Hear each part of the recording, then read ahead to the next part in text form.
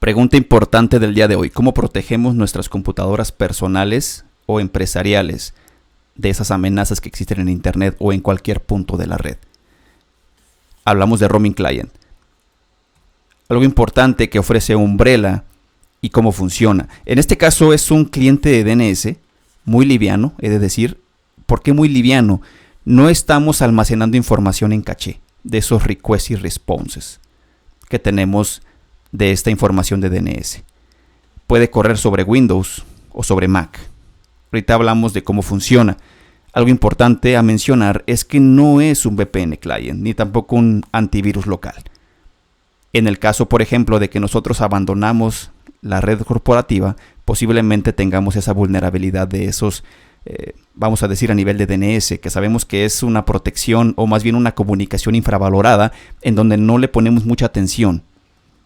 Desde que nos resuelve los diferentes nombres de dominio, estos servidores autoritativos, root DNS en Internet, para poder asegurar una comunicación. Ahora, ¿cómo funciona este cliente que se instala directamente en las computadoras? Que es un DNS client muy liviano, como lo había dicho. Básicamente hace una asociación hacia localhost 127.001.2.53, que es el puerto de DNS, y para IPv6 con esta dirección. En el caso de Mac, únicamente para IPv4.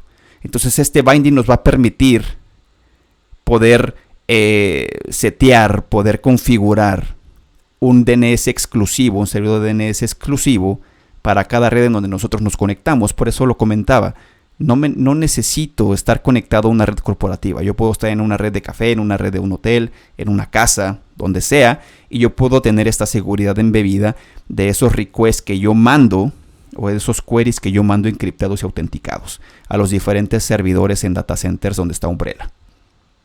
Y como lo decía anteriormente, es un cliente liviano en donde yo no voy a almacenar récords de DNS ni respuestas de este protocolo. Ahora, ¿cuáles son los beneficios que tenemos? Básicamente, ya lo habíamos platicado en el slide anterior, yo puedo estar en una red que no necesariamente es corporativa y yo puedo tener embebida esta seguridad a través de estos requests y responses que tengo de esos servidores. Cabe destacar que básicamente lo que yo voy a hacer es buscar esos servidores en los data centers más cercanos, depende de mi ubicación. Y bueno, todo esto viene a partir de esas, o más bien el resultado viene a partir de esas políticas que yo voy a tener configurado para los usuarios como administrador de la red. Y eso es un punto y aparte. ¿Por qué? Una vez que yo establezca esta comunicación segura a través de estas conexiones encriptadas y autenticadas, yo voy a establecer a través de estas políticas de protección qué realmente voy a dejarle ver al usuario y qué no lo voy a dejar ver. Eso ya es dependiendo la necesidad de cada configuración. Por otro lado, puedo tener información específica por usuarios y no por un segmento de red, por ejemplo. Pedrito, Juanito, la computadora que tengan estas personas, yo voy a poder tener ese filtrado y esa información, ese reporte por esas computadoras. Eso es algo muy importante e interesante.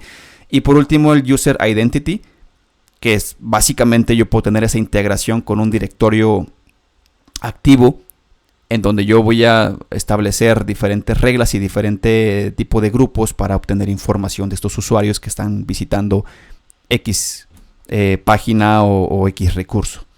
Entonces yo voy a poder tener esta interacción. Algo importante que se me pasaba es que básicamente este cliente de DNS va a respetar el TTL. Sabemos que el TTL en DNS es cuánto tiempo yo voy a almacenar este récord, y va a ser válido hasta que vuelva a hacer un refresh de esa conexión inicial para poder tener la información nuevamente en mi caché. En este caso sabemos que no vamos a almacenar, no hacemos un caché de DNS, por eso es que este roaming client es muy liviano, pero al mismo tiempo respetamos este TTL configurado a nivel de los DNS que estamos ocupando, ya sea externos para resolver estos nombres de dominio a través de Umbrella o internos a través de DNS locales. Por último, como lo había dicho en repetidas ocasiones, es un cliente muy liviano. ¿Cuánto me consume de memoria? Aproximadamente 30 megas, lo cual es nada. ¿Cuánto me consume de CPU? Entre 0 y 2%. Y aquí podemos ver un ejemplo.